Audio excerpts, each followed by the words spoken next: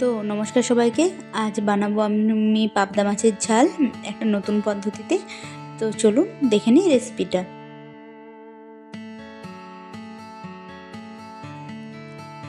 তো প্রথমে আমি পাবদা মাছের মধ্যে মাখিয়ে নিয়েছি নুন, হলুদের গুঁড়ো আর সর্ষের তেল দিয়ে আমি এটা ভালোভাবে মাখিয়ে নেব।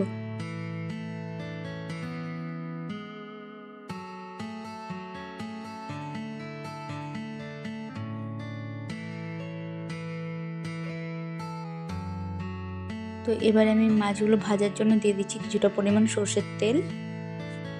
তেলটা গরম হয়ে এলে মাছগুলো আমি দিয়ে দেবো।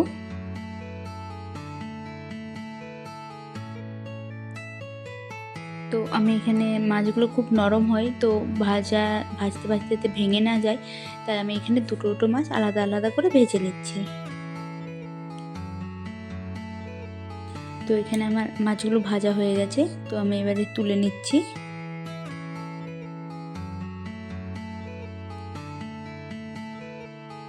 এবারে আমি আবার মাছ ভাজতে দিয়ে দিচ্ছি যে দুটো মাছ ছিল।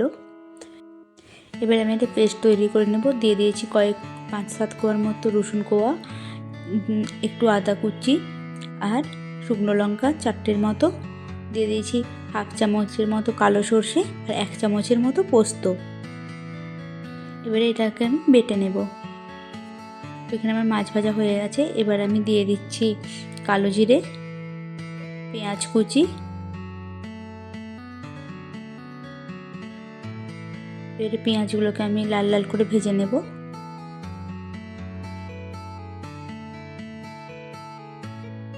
এবারে দিয়ে দেবো বেটে রাখা পেস্টটা।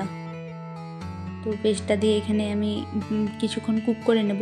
ওর মধ্যে থেকে রসুন আর আদার গন্ধটা যতক্ষণ না চলে যাচ্ছে।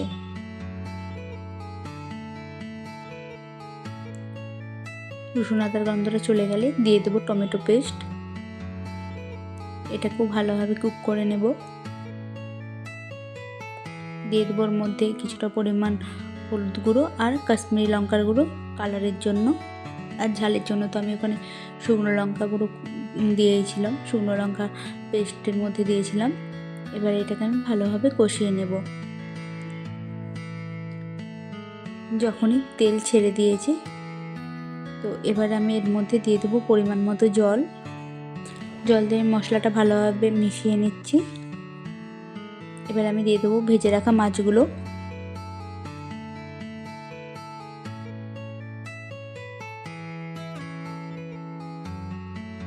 এবার আমি গার্নিশিংয়ের জন্য দিয়ে দিচ্ছি উপর থেকে ধনেপাতা কুচি। একবার এই পদ্ধতিতে বানিয়ে নিতে পারেন। তো আমার আজকের রেসিপিটা কেমন লাগলো সবাই জানাবেন।